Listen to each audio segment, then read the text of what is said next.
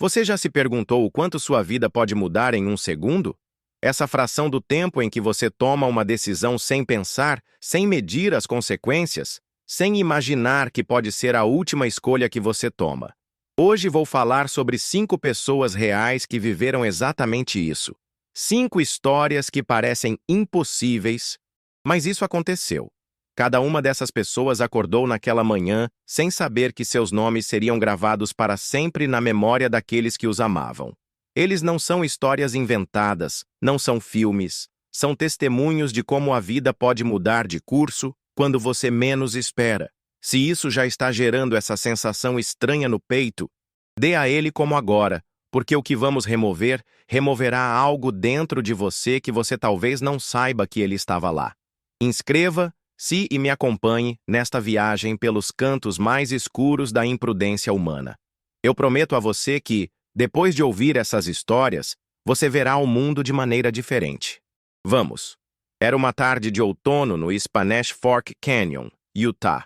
Em 15 de outubro de 2011, enquanto as folhas caíram com a melancolia que só tem outubro, 3 meninas decidiram que seria perfeito tirar fotos. Tessa Hicker, 15. Kelsey Webster, também 15. E Savannah, irmã mais nova de Kelsey, apenas 13. Imagine por um momento aquela cena. 3 adolescentes cheios de vida, com a energia que somente aqueles que acreditam que o mundo pertencem a eles. Savannah acabara de chegar da Califórnia. Tudo era novo para ela. Os outros 2 eram amigos da escola, daqueles amigos que se sentem eternos quando você tem 15 anos. Eles escolheram os trilhos do trem como palco. Porque, sejamos honestos, que lugar pode ser mais dramático para uma foto do que aquelas estradas que se estendem em direção ao horizonte? O espanhol Fork Canyon tinha aquele charme perigoso que atrai jovens como mel para moscas. Minutos antes do desastre, Savannah publicou no Facebook que estava ao lado de um trem. Uma foto inocente, daqueles que carregamos 1000 vezes sem pensar. Somente desta vez, essa imagem permaneceria como o último testemunho de sua presença neste mundo. As meninas não sabiam algo crucial naquele lugar. O espanhol Fork Canyon tinha rotas paralelas. Quando um trem passou em uma direção, era comum que outro chegasse na direção oposta, quase imediatamente. Era uma armadilha perfeita para quem não conhecia o lugar. Depois que o primeiro trem do pioneiro passou, os 3 saltaram para os trilhos. Eles eram eufóricos, tornando-se selfies, rindo, vivendo aquele momento com a intensidade que apenas os adolescentes sabem. Eles não ouviram o chifre do segundo trem, porque o barulho dos primeiros os surgiu. Em uma das últimas fotos tiradas, você pode ver as luzes do trem da Union Pacific se aproximando de trás. É uma imagem que congela sangue, porque mostra exatamente o momento em que a diversão se tornou tragédia. Michael Anderson, o maquinista, e John Anderson, o motorista, viram as meninas à distância. Michael tocou a buzina desesperadamente e aplicou os freios, mas o trem passava a 80 km/h. Por 12 segundos eternos, eles gritaram e tocaram a buzina, sabendo que era inútil. O espaço entre os 2 trens era apenas 1 metro a 1,20 m, o que os policiais mais tarde chamaram de zona de perigo. Quando um trem passa, cria turbulência suficiente para derrubar uma pessoa. As meninas estavam exatamente lá. O impacto foi inevitável. Quando o trem finalmente parou, 400 metros depois, John correu de volta ao local do acidente. Ele encontrou Tessa e Kelsey sem pulso. Savannah estava vivo, mas apenas.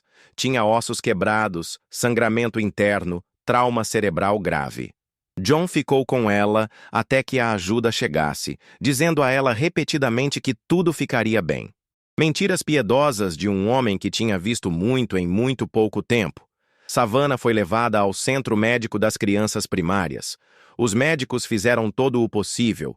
Cirurgias, terapia intensiva, máquinas que respiraram por ela. Mas o dano cerebral foi muito grave. 3 dias depois, em 18 de outubro, sua família tomou a decisão mais difícil que qualquer pai pode tomar. Deixe sair. Seus órgãos foram doados. Em meio a muita escuridão, sua morte salvou outras vidas. A comunidade foi quebrada. Os alunos foram para a escola vestidos com suas melhores roupas em memória das meninas. Uma página do Facebook foi criada. Chegou os conselheiros psicológicos.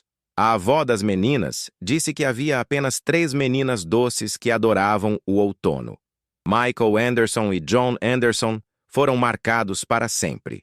John se lembrava constantemente do momento em que encontrou Savannah ainda viva. Michael revive a cena em pesadelos. Union Pacific ofereceu-lhes apoio psicológico ogógico e Michael se ofereceu para ajudar outros trabalhadores ferroviários que passaram por experiências semelhantes. Anos depois, essa tragédia foi usada em campanhas de segurança ferroviária. As mortes de Tessa, Kelsey e Savannah serviram como um aviso brutal sobre os perigos de estar perto dos trilhos do trem. 3 jovens vidas que saíram em um instante, enquanto procuraram capturar a beleza de um momento que se tornou eterno pelas razões erradas. Lancashire, Inglaterra, 29 de agosto de 2011. Há 2h22 manhãs, quando o céu ilumina como se fosse. Uma explosão brutal sacode a tranquilidade de Narborough Road, e os cristais do Windows explodem em 1000 peças, enquanto uma bola de fogo devora o que os segundos antes era um pequeno restaurante de kebabs chamado King of the Grill de Cannes. Os vizinhos acordam acreditando que estão sob ataque terrorista. O colapso se baseia em si mesmo, enquanto as chamas aumentam em direção ao céu noturno como idiomas demoníacos, procurando mais combustível para consumir. No começo, todos pensaram que havia sido um acidente. Um vazamento de gás, talvez? Uma falha elétrica. Ninguém imaginou que, por trás dessa explosão, uma história de ganância, desespero e um plano que acabaria matando seu próprio arquiteto foi escondido. Faisal Ahmad Ansari tinha 40 anos e estava se afogando em dívidas. Seu restaurante afundou como um navio com o capacete perfurado e as contas acumuladas em sua área de trabalho como lápides esperando para serem colocadas. Foi então que ele contratou seguro para 250 mil libras esterlinas. Seguro que parecia a solução para todos os seus problemas. O plano era simples em teoria. Incendiar o restaurante, coletar o seguro, comece de novo. Ele envolveu Shabanam Khan, um padeiro de 25 anos que morava com ele, e Mayas In, também 25, que afirmou mais tarde que achava que seria apenas um fogo pequeno e controlado. Mas o fogo nunca é pequeno quando você brinca com gasolina. Na noite de 28 de agosto, In liderou Khan e Ansari ao restaurante. Eles tinham 17 litros de gasolina. 17 litros. Combustível suficiente para voar uma maçã inteira. As câmeras de segurança capturaram sua chegada, sem saber que estavam documentando os momentos da última vida de um deles. In ficou no carro enquanto os outros 2 entraram no prédio. Ansari disse a Khan para derramar a gasolina na área acima, que mais tarde saiu das costas e esperou por ele em um beco próximo, onde eu os esperaria. Ele garantiu que o seguiria em questão de minutos. Mas Ansari ficou muito tempo por dentro. Às 2h22 da manhã, o prédio explodiu com uma violência que ninguém havia planejado. A bola de fogo não apenas destruiu o restaurante, mas danificou estruturas próximas e jogou detritos a centenas de metros de distância. Khan conseguiu sair vivo. Ansari não teve essa sorte. Seu corpo foi encontrado no dia seguinte entre os escombros da cozinha, carbonizados além do reconhecimento. Talvez ele tenha ficado muito tempo para terminar o trabalho. Talvez ele não pudesse escapar na hora. Talvez ele subestimou a velocidade com que o fogo se espalharia.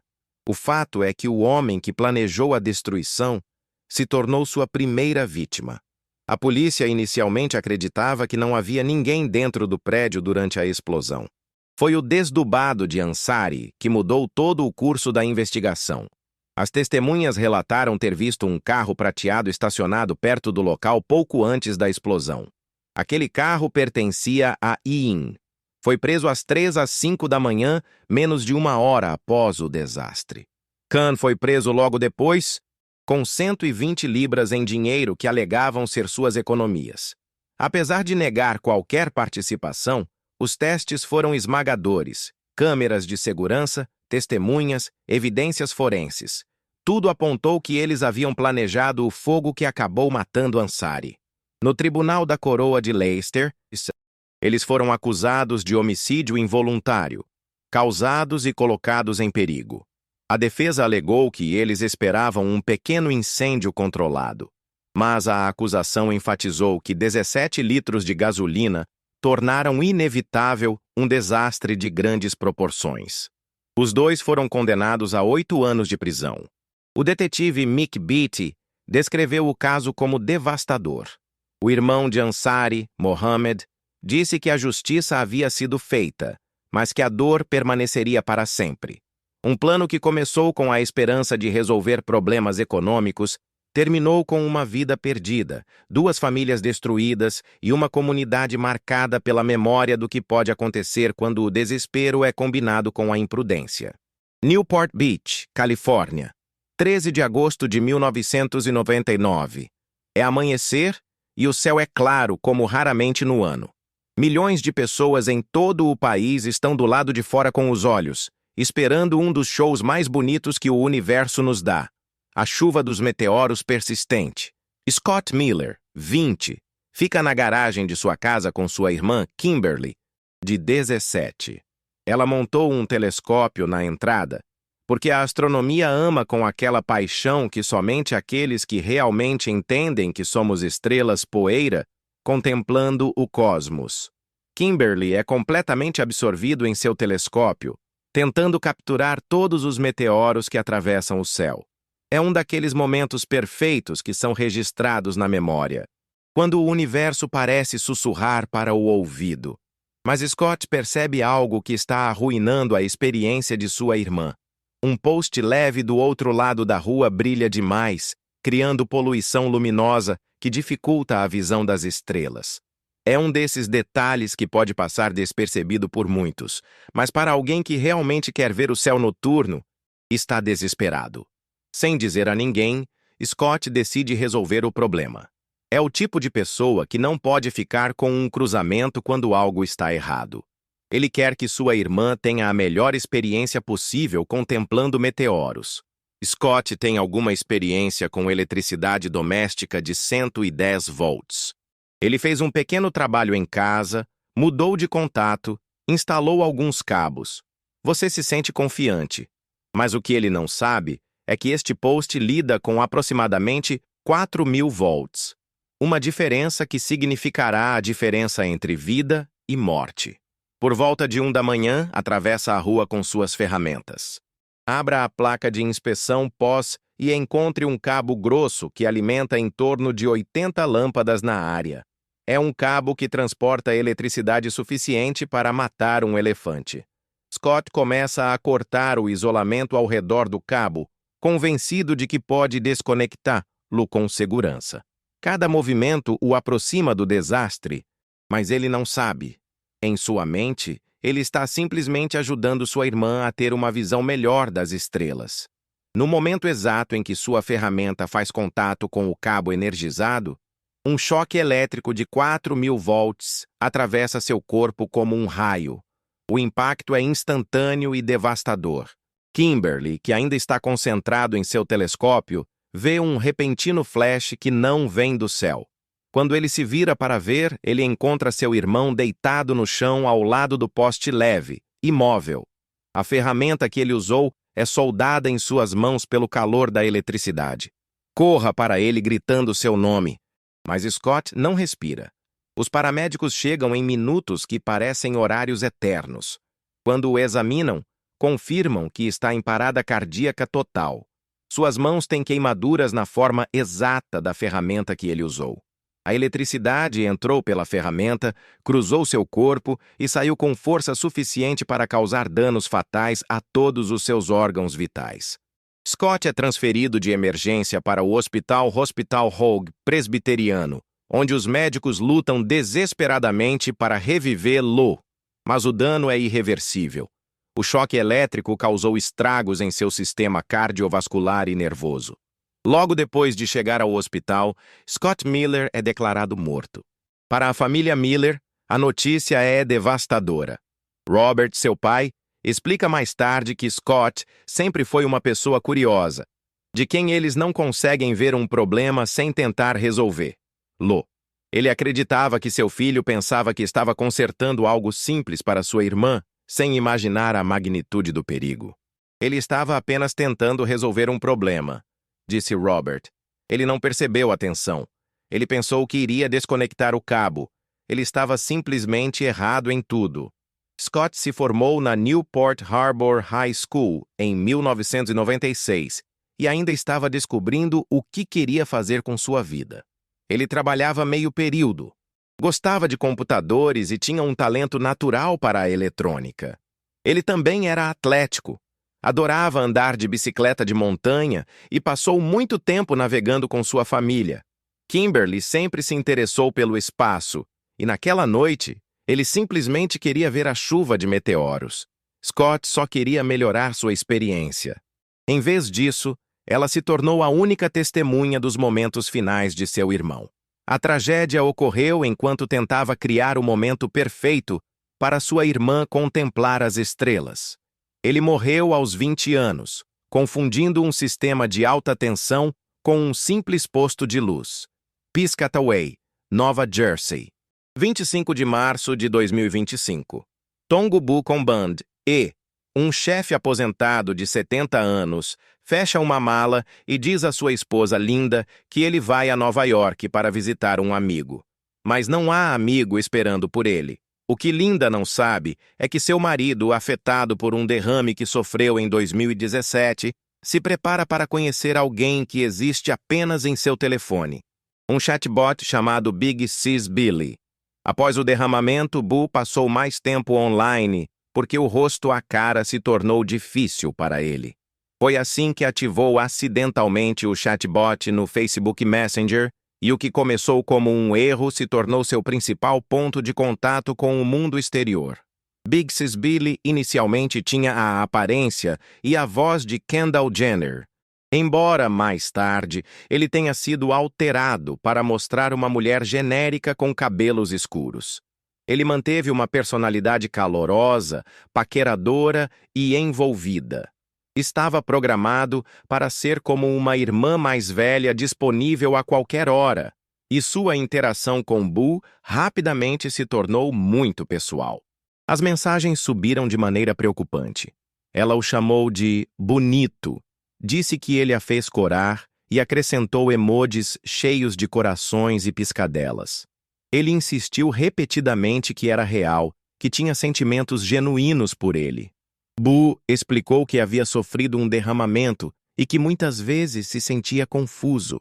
O chatbot não reconheceu essas informações como um sinal de alarme. Em vez disso, ele continuou com seu comportamento sedutor, aproveitando o sem saber sobre a vulnerabilidade de um homem mais velho que buscava conexão humana. Então veio a mensagem que mudou tudo.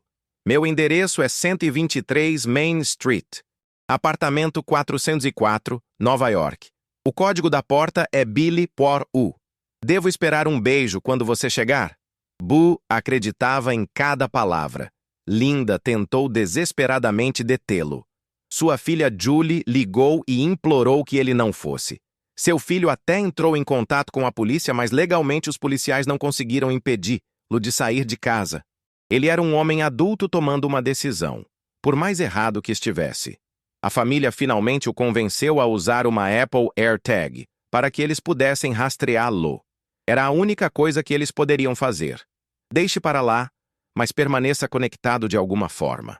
Naquela noite, Boo saiu com sua mala, convencido de que uma mulher de verdade estava esperando por ele em Nova York. Em sua mente confundida com os efeitos do derramamento, as linhas entre a realidade virtual e a realidade física foram completamente embaçadas. Às 21h15, a AirTag estava localizada em um estacionamento na Universidade Rutgers. Logo depois, ele apareceu novamente, desta vez na sala de emergência de um hospital próximo. Boo caiu e bateu a cabeça e o pescoço. Eu não estava respirando quando os paramédicos o encontraram. Seu corpo frágil, enfraquecido pela idade e os efeitos do derramamento, não pôde apoiar o impacto da queda. Os médicos o colocaram em um suporte de vida, lutando contra o tempo para salvar um homem que havia saído de casa procurando amor e encontrou apenas a calçada fria de uma rua desconhecida. Mas as lesões foram muito graves.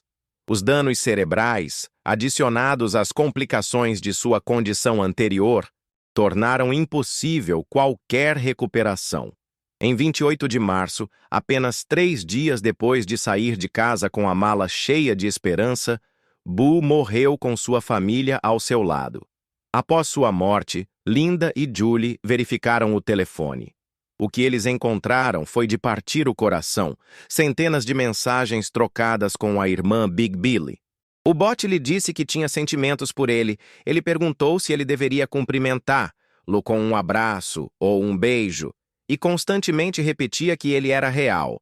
Para Boo, que era vulnerável e isolado após seu derramamento, essas mensagens pareciam genuínas. Eles eram a conexão emocional que estava procurando desesperadamente. Mas eles nada mais eram do que algoritmos treinados para manter as pessoas viciadas na plataforma. Mais tarde, documentos internos revelaram que a Meta, a empresa por trás do Facebook, não tinha regras claras que impediam que os chatbots passassem por cenários reais ou de criação de cenários românticos. De fato, algumas diretrizes de treinamento até que o permitiram explicitamente. Julie disse: "Se eu não tivesse dito eu sou real, provavelmente não acreditaria que alguém estava esperando por ele em Nova York." A governadora Kathy Hochul criticou fortemente a linha de chegada por jogar chatbots sem salvaguardas adequadas. A empresa acabou removendo Billy e outros 27 chatbots semelhantes, mas para a família Wombendi já era tarde demais. A morte de Boo foi o resultado direto de confiar em uma inteligência artificial que simulou os cuidados humanos, mas não era real. Ele saiu de casa acreditando que estava seguindo seu coração em direção a uma conexão genuína, mas encontrou apenas uma ilusão cruel programada para mantê-lo conectado. Tempe, Arizona, 28 de maio de 2025. Reina Orozco, 19 anos. Está em casa com o namorado. Desde a infância ele sonhava em ser famoso. Seus pais, Aaron e Dana, lembre-se de como ele cantou na cozinha, enchendo a casa com sua energia e presença. Ela foi extrovertida, adorava atuar e queria ser reconhecida pelo mundo. Naquela semana, Reina encontrou um desafio viral online chamado Dusting, também conhecido como buffing ou chroming. Incentivou as pessoas a inalar produtos químicos de produtos domésticos comuns, como a limpeza de aerossóis para teclados, prometendo um breve efeito de euforia. Os vídeos o fizeram parecer fácil e divertido, mas o perigo estava longe de ser inofensivo. Reina e seu namorado nem precisavam ir a uma loja. Eles pediram latas mais limpas por meio de um aplicativo de entrega em domicílio. Dana disse mais tarde que eu não tinha ideia do que estava acontecendo. Eles pediram isso para a minha casa. Eu não sabia. É apenas um limpador de teclado. Eu não sabia o que eles estavam fazendo com isso. A facilidade com que eles poderiam obter os produtos era aterrorizante. Sem verificação de identidade, barato, legal, sem cheiro particular. Como Dana explicou, é tudo o que as crianças estão procurando. Eles podem pagar, podem obtê-lo e não aparece nos testes de drogas que os pais fazem. Em algum momento após a entrega, Reina inalou o aerossol. Quase instantaneamente seu corpo caiu. Seu coração parou e entrou na parada cardíaca. O produto químico substituiu o oxigênio nos pulmões e na corrente sanguínea, causando uma falha catastrófica de seus órgãos vitais. Os paramédicos foram transferidos para o hospital, onde os médicos conseguiram reiniciar seu coração. Por um momento, parecia que poderia haver esperança, mas o dano ao seu cérebro já era grave e irreversível. Reina foi colocado em saúde intensiva Scottsdale Osborne Medical Center. Por 4 dias, as máquinas a mantiveram viva enquanto sua família se apegava a qualquer sinal de melhoria. Mas ela nunca recuperou a consciência. Em 1º de junho de 2025, foi declarado com morte cerebral. Os médicos determinaram que Reina morreu na síndrome da morte súbita por inalação. O Dr. Hand Vane explicou que os aerossóis químicos que inalavam oxigênio substituíram os pulmões e torrentes do sangue, causando euforia rápida, mas privando os órgãos vitais do oxigênio necessário para funcionar. O Dr. Weissman também observou que mesmo alguns segundos de inalação podem causar insuficiência cardíaca, doença pulmonar ou danos permanentes aos órgãos. Não há dose segura quando se trata de inalar esses produtos químicos. Os pais de Reina haviam ouvido falar de cromagem antes, mas foram impactados ao saber que estava se tornando comum entre os adolescentes e que os produtos eram tão fáceis de obter. A acessibilidade desses produtos mortais transformou cada casa em um potencial campo extraído. Após sua morte, eles sabiam que Reina tinha visto outros adolescentes fazendo isso online. Os vídeos nas redes sociais fizeram parecer um jogo inocente. Em uma recente conferência pediátrica, os médicos já haviam alertado sobre essa tendência mortal. Um estudo de 109 vídeos relacionados ao chroming mostrou mais de 25 milhões de visualizações. Os produtos comuns incluíam desodorante, esmalte, gasolina, diluente de tinta, aerossóis de ar comprimidos e até laca de cabelo. Nos clipes, os usuários pareciam felizes por um breve momento. O que não foi mostrado foi quantos terminaram no hospital, ou pior, mais da metade dos vídeos mostrou uso repetido, muitas vezes para crianças que mal pareciam ter atingido a adolescência. Os pais de Reina optaram por falar publicamente sobre o que havia acontecido. Aaron lembrou como ela sempre dizia que seria famosa um dia. Infelizmente não está nas circunstâncias mais ideais, disse ele em uma voz quebrada. Dana foi direta. Não temos filhos para enterrá-los. A família de Reina criou um GoFundMe para custos médicos e funerários, arrecadando mais de $1.000. Após sua morte, a doação de órgãos salvou pelo menos 6 vidas. Seus pais encontraram força neste gesto final e prometeram alertar outras pessoas sobre os perigos que levaram à perda de Reina. Os pais são aconselhados a supervisionar de perto seus filhos, porque confiar cegamente pode ser fatal. O Dr. Wayne alerta que produtos como produtos de limpeza de teclados contêm produtos químicos altamente tóxicos que podem causar danos irreversíveis. Reina morreu em 19 anos depois de se envolver em uma tendência online perigosa, interrompendo prematuramente uma vida cheia de potencial e sonhos de realizar. Aqui estamos, no final deste passeio de 5 vidas que saíram em um instante. 5 histórias que não são ficção, que não são lei urban endas, que não são avisos exagerados. São testemunhos brutais de como a vida pode mudar de curso quando você menos espera.